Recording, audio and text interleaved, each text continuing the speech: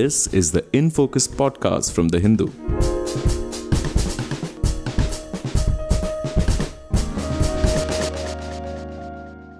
Hello and welcome to another edition of the In Focus podcast. I'm your host G. Sampath. India is seeing an increase in ghost shopping malls according to a new report by real estate consultancy Knight Frank India. The report, titled Think India, Think Retail 2024, has found that in 2023 there was 13.3 million square feet of ghost shopping infrastructure across 29 cities, leading to a loss of about $798 million. Now, by definition, a ghost shopping mall is one where the vacancy rate of retail space is above 40%. If we counted only the 8 Tier 1 cities in India, the pan-India vacancy rate across all categories of malls stood at 15.7%. Also, while Tier 1 cities had 271 shopping malls in 2022, the number has come down to 263 in 2023. So what is the reason behind this phenomenon of ghost shopping malls and high vacancy rates? Is it because offline shopping is giving way to online purchases? Is it due to weakening consumer demand? Or is it because of bad planning of these shopping centers? Or are there other industry-specific dynamics at play? We discuss all these questions about India's retail sector in this episode of In Focus, and we have with us Mr. Ghulam Zia, Senior Executive Director at Knight Frank India. Mr. Zia, thank you so much for joining us and welcome to In Focus. Good afternoon, Sampath. It's a pleasure to talk to you and to be a part of this platform. And while the focus on that report that we recently released is, we are very pleased to be a part of this discussion, because when we put together our analytics and data into a report, we would love to see people debating, discussing, contesting, and, if it is good, appreciating. So this is something which I would love to be a part of. So over to you if you want to start the barrage of questions that you would have in mind. Great. Thank you so much. Thank you. And it's really pleased to have you with us here. So recently, Zia, just to start with, I just want to set a personal context to this entire barrage of questions. Recently I happened to visit a mall in Noida that used to be a really happening place before the pandemic. Obviously, I can't take the name of that mall now. Now, when it wears a really deserted look, most of the shops are shut, and the only major hub of activity in that mall was the supermarket in the basement. Now, I assume this is part of this phenomenon of ghost shopping malls that your report refers to. Now, I'm just curious, what's behind this phenomenon of ghost shopping malls, and how big a role did the pandemic play in this? I'm bringing the pandemic up because a lot of people assume that the pandemic led to some kind of a real shock for the various shopping malls because of restrictions, lockdowns, and so on. Well, since we're talking about the COVID or the pandemic, so let's start with that.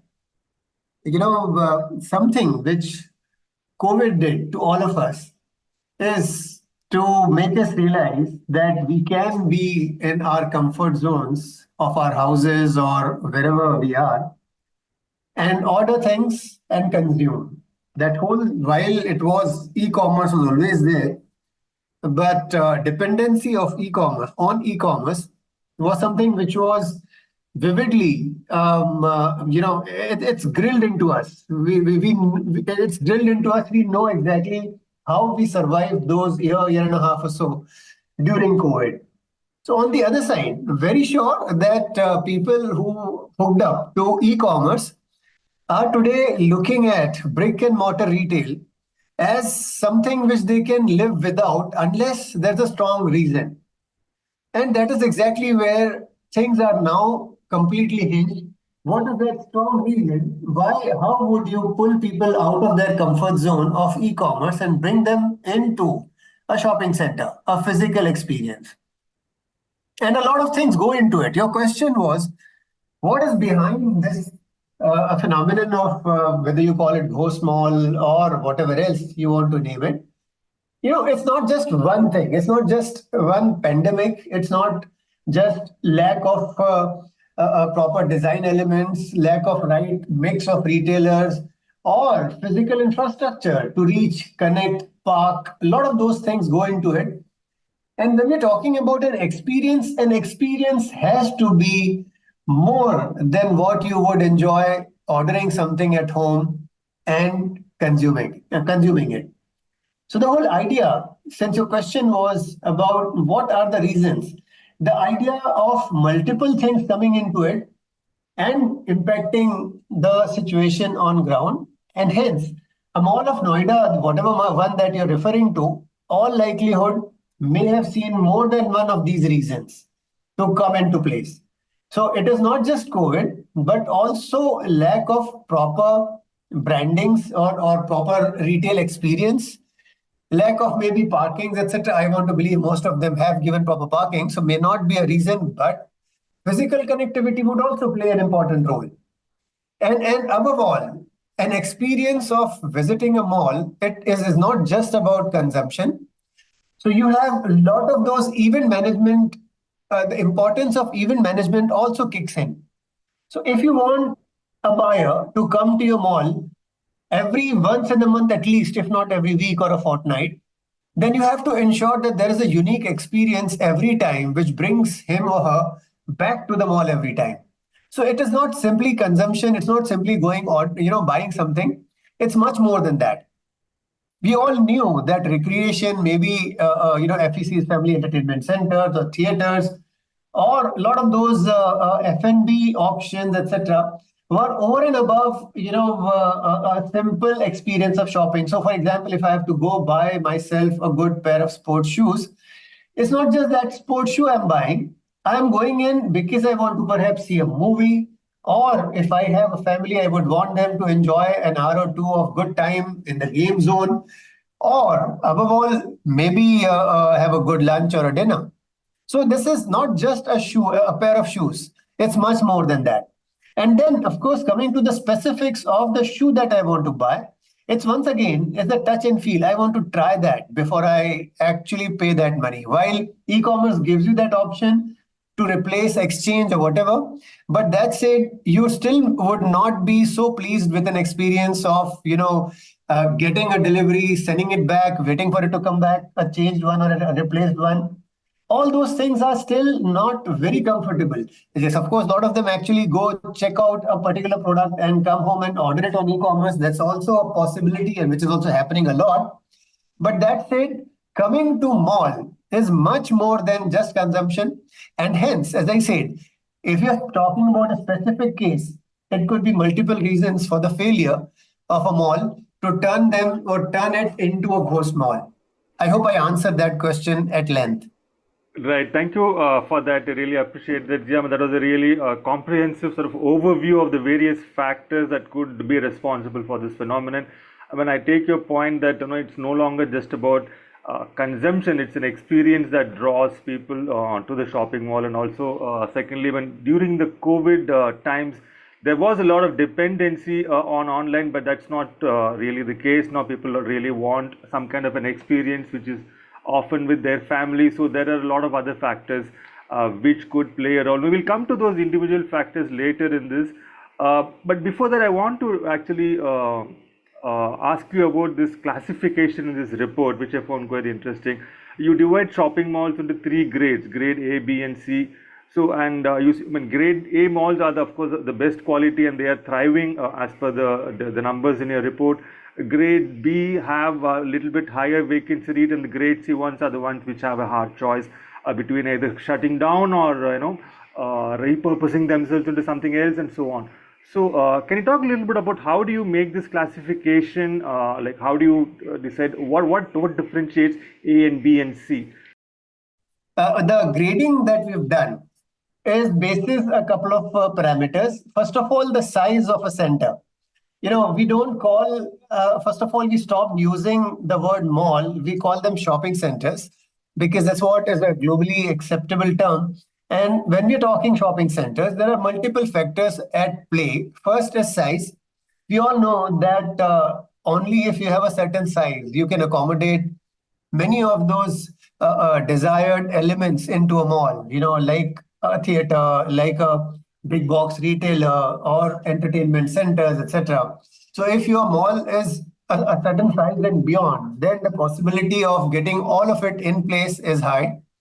So that's where size assumes significant. Now, a small mall can also be a great attraction if it is, once again, focus is proper. So failure or success does not depend on size alone. To start explaining what is the importance of size. Now, another thing that it's also playing an extremely important role in grading are the facilities. Like, do they have enough number of car parkings there to cater to the possible flow of individual of traffic, etc. Also, assume significance is the infrastructure connect. You may have created a certain mall in a location which is absolutely remotely located, etc. So while a lot of those factors are there, but most important of them is size. And for size, I would say anything more than 500,000 square feet, we place them in A grades. And anything which is less than 100,000 square feet is what we place in C grade. And in between, we have these. So the whole idea of grading is starting with size, but there are other factors which are also going into it. And that's exactly what, since your question was also about the survival of grade A malls, I think that was also a question that you had asked. Now, survival, as I said, is not just completely dependent on size alone, because you can have a smaller mall with better retailers there. And especially if you look at a few of these luxury malls, which are absolutely super luxury, high end, focusing on UHNI spend, etc. These are not really very large ones, because you don't need such a big facility when you're focusing on a certain specific market segment.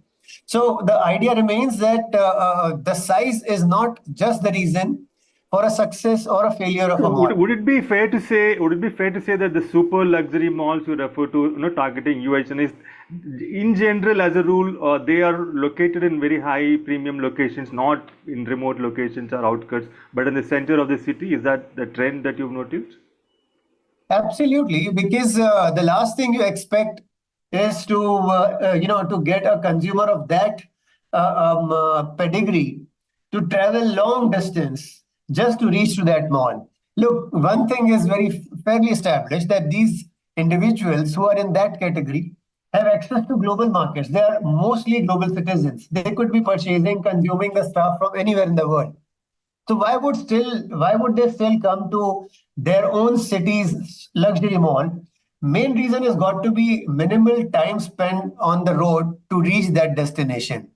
And hence, absolutely right, your perspective that you spoke about, it has to be very centrally located, close to the domain, close to the micro market where you will find UHNIs in the close proximity. Right. Now, going back to this phenomenon of ghost malls with high vacancy rates, I was just wondering, the social side of it. What has been the impact, or could be the impact of job losses, and when they shut down, there is also economic dislocation of the smaller retailers who probably have found home in these smaller malls. I mean, of course, size, as you said, is not the only factor, but I did also notice in my whatever anecdotal research that the malls which are in the ghost malls sort of borderline cases are generally the smaller malls. So in terms of job losses and economic impact, what are your thoughts, observations?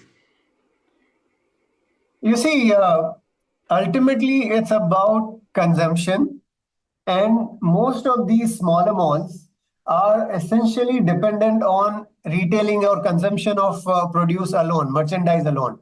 Because as I said, I think to answer your previous question, I had explained that you need a certain size to throw in other attractions like family entertainment centers, theaters, etc.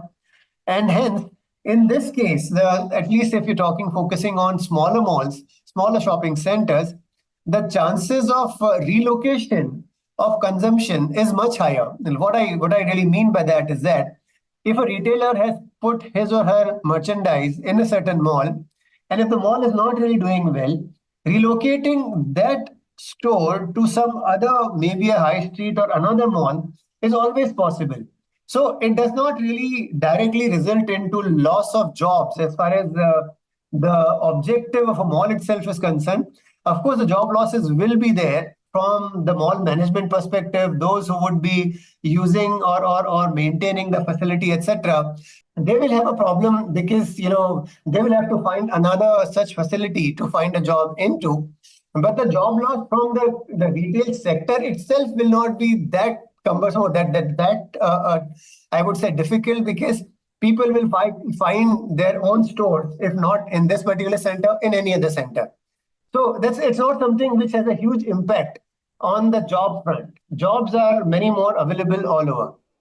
Right, of course. I mean, as you said, also the report points out that the retail sector as a whole is not doing badly. It's just this particular phenomenon of ghost shopping malls and the trends related to it, which could lead to job losses in case of closures and so on. Now, one another important or interesting category which I found in the report was this, how you've segregated everything into tier 1 and tier 2 cities when it comes to vacancy rates and ghost malls and so on. So are there any particular trends that you have noticed with regard to tier 1 and tier 2 cities? Because there are different markets, different kinds of demographics there. What sort of, in your view, are the important trends with regard to these two? Well, the ghost malls that we are talking about, if not all, majority of them are in the tier 1 cities. Very, very interesting to note that. And the reason of that is simple. In typical tier 2 cities that we are talking about, we have worked in 21 of those tier 2 cities besides 8 tier 1 cities. What something which is very interesting that emerges is that in these tier 2 cities, the number of centers, shopping centers or mall, are very less. The densities are very, very, very low, which means most of these cities will not have more than 2 or 3 malls. Now, out of those 2 or 3 malls, chances of at least 1 or 2 malls surviving is extremely high. Now, in stark contrast, if you look at NCR alone, the number of ghost malls itself is 14. And similarly, when you come to Mumbai, it is about 10 or 11. So, which means that a huge number of these centers are in actually almost, I would say, most of them would be in tier 1 cities, which is a big differentiator. And simple aspect or simple reason of that is because there are not many malls in tier 2 cities, the chances of failures are also much lesser. And typically, in a tier 2 city, a mall may not be comparable to a grade A mall of a tier 1. A tier 2 city may have the best of the malls actually just comparing or equivalent to a grade B mall of a tier 1 city, but would be doing a thriving business for want of options. So, the consumers or the buyers of that particular tier 2 city don't have exposure to multiple options like you have in, say, NCR or MMR regions. And that is a big differentiator. So, since your question was, what is the most important factor between or comparable between the two? This is exactly I would want to put across that the ghost malls are mostly concentrated in tier 1 city and not tier 2.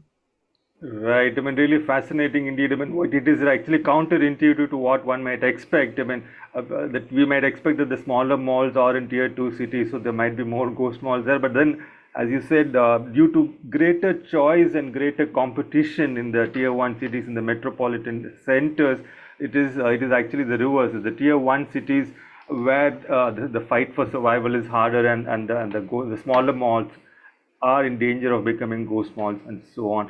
Now, one of the things which I found, I think in the foreword or the introduction to the report, in the context of making these malls more viable, not just ghost malls, but also, grade C malls in general, perhaps the ones which are looking at really a high vacancy rate. I found this interesting, a term which was used, strategic recalibration. I was just wondering, what exactly does it break down into when you talk about strategic recalibration? Suppose I'm a mall owner and I find that I'm not really getting great footfalls, and there are lots of vacant sites, so too high a number of square feet, which is not really working for me. So what kind of a strategic recalibration would I want to go for? See, first of all, I would want to tell you that if you're already in the ghost category, the chances of revival will be that much more difficult. it's something important to when we're talking about recalibration or rejuvenation.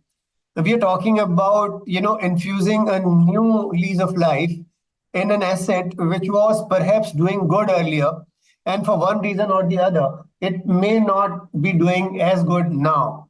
So what do? There are examples in say in Mumbai. We have seen it. A certain mall was very great mall for a long time. And suddenly, a new mall came up in the vicinity, which was much better planned, freshly designed, better specifications, and so on, and much larger. So here it was a big challenge for the older mall to redefine itself or to rejuvenate itself. So maybe a different concept, like for example, in this case, they focused more on ladies wear or ladies products, etc. And the whole idea that that's one segment which does not completely depend on weekend footfall only, because ladies are there throughout the week. And that's a big differentiator that this particular mall identified, rejuvenated, and is doing a great business. So both are surviving. So the concern that typically emerges is that if you are a performing mall and maybe a slightly older one, and if you have aged, maybe another 10, 12 years later, a new mall comes in the close vicinity in the same micro market. And then you have a huge challenge to keep yourself, relevant in a market which is now catered to by somebody else who's better prepared, better designs, better experiences, etc. So what is it again? The USP that you're creating is exactly what we are defining or we're talking about. That how do you recalibrate yourself, rejuvenate yourself to remain relevant in the market? And that is, as I said, that's possible only in cases where you are still in the B category, like your vacancies are into 15-20% range. If you have already lost the whole battle by gradually moving closer to the go small category, you have already earned a bad name for yourself. So then to bounce back and recalibrate is going to be that much more difficult. So to answer specifically and very single statement is that rejuvenation is required when the experiences are old to be recalibrated. The buyer need to be brought back and given a conviction that this is a fresh facility, even if it is way older than what you would have anticipated. So that's what we're talking about when we spoke of recalibration. Right, and if it's already a ghost mall, then basically you'll have to demolish it and make it into something else. Is that what you're saying? Unfortunately, most of the cases, ghost malls may have to find another use. Now, another use when we're talking about demolition and reconstruction could be one of them. There are cases where a few malls have given way to a different usage. Like, for example, there are at least a few cases in Pune and Bangalore where a certain mall converted itself into a A-grade office space. The closest that you can think of to a mall is to put it to office use, because you have huge air conditioned spaces, you have good number of parkings, which is typically more than what an office space could ever provide. So a lot of those things are already there. So the closest conversion is to move on from retail to office stock. Now, another thing that is happening is many of the warehousing players, the big warehousing players, are keen to find such places and convert them into in-city warehousing. The concept, I'm sure many of us are aware of. A lot of these e-commerce players and many others are offering you 10 minutes delivery. For a 10-minute delivery, they have to be close to where you are. And that's exactly where the concept of in-city warehousing comes in. And many of these malls are sitting ducks, are best suited to convert themselves into a good warehousing space to cater to center city requirements. And mind you, the rentals of that warehousing space would be better than the rentals that they would have picked up while they were running as a retail centers. And that's where the upside is also good. So as I said, there are a few of these usages, alternate usages that you can put that property to. If not, then you have to go for a demolition and reconstruction. One case we can think of that has happened in Mumbai Island City in a prime location. No amount of alternate usage would give you as much of money as demolition and construction of a super luxury high-end residential building. That's exactly what is happening there. So here, another interesting aspect is, and this cannot be just broadly said that if it's a ghost mall, even if it's a decently performing mall, but the value of land, the underlying asset would be so high that if I convert this into a residential building, I may make much more money, tons of more money, then I may actually demolish a fairly running mall as well to give way to a residential tower. So that's also a possibility. However, since we're focusing on the ghost malls alone, I would say first choice would be to check if you can convert this into an office building or a warehousing, if not the improvement possible. If the retail itself is not possible, then these two asset classes come closest to not demolishing it and putting it to alternate use. If these two are not working, then demolition reconstruction is the only alternative. Right. I appreciate you outlining the various options for borderline and full on ghost malls there. Thank you for that, Zia. One last question before I let you go. So, I mean, to sort of take a step back, as investors, let us say, commercial real estate, it continues to be aggressively marketed to my knowledge, at least to middle and upper middle classes all over the country as an attractive investment option. And they say, go and buy here, buy there, whatever.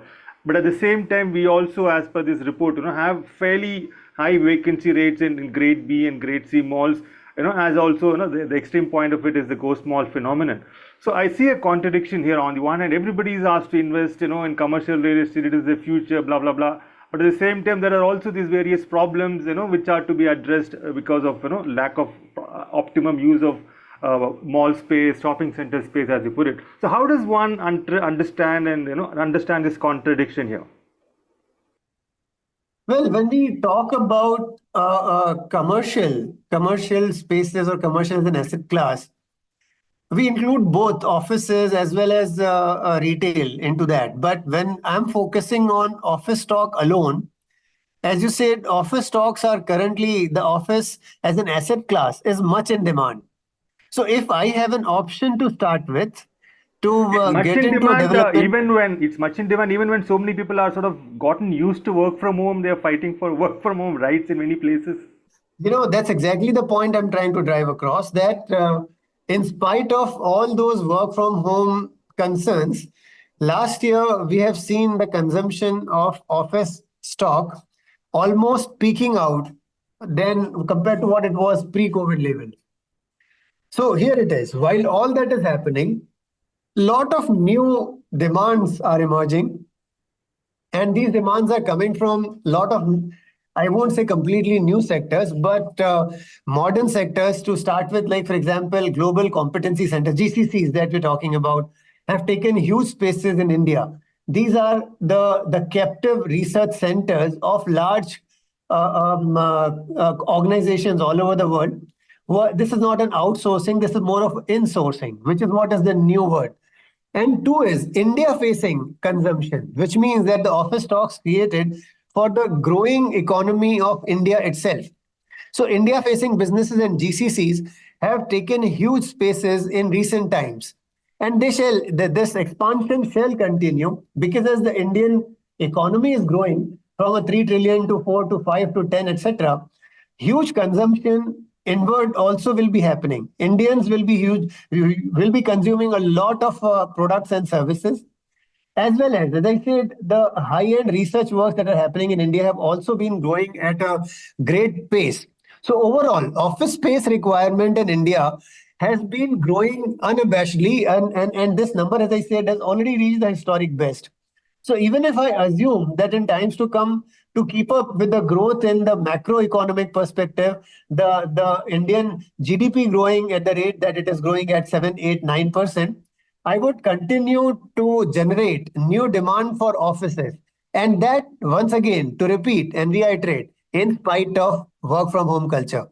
So the concerns are in place, but the growth is fabulous. And if that work from home culture is also reducing, which is what it is, gradually shrinking, then we are completely back in office without any worry about or the shadows of pandemic still casting on the overall requirement. So we are back in business as far as office is concerned. Right. Thank you so much for that, Gulam. I mean, I think going by what you just described, I think many of these ghost malls, I think the option for them is fairly clear. If the retail things are not working for you, please convert yourselves into office space, because as you said, that seems to be peaking. Thank you so much once again for coming on board with this show and sharing your sharp insights and observations on India's retail sector. Absolute pleasure talking to you, Gulam. Thank you so much. Thank you so much. Thank you so much. It was a pleasure sharing our thoughts and ideas with you as well. Thanks a lot for inviting me on this platform. Take care. In Focus will be back soon with analysis of the biggest news issues. In the meantime, you can find our podcast on Spotify, Apple Podcasts, Stitcher, and other platforms. Just search for In Focus by The Hindu. We'll see you soon.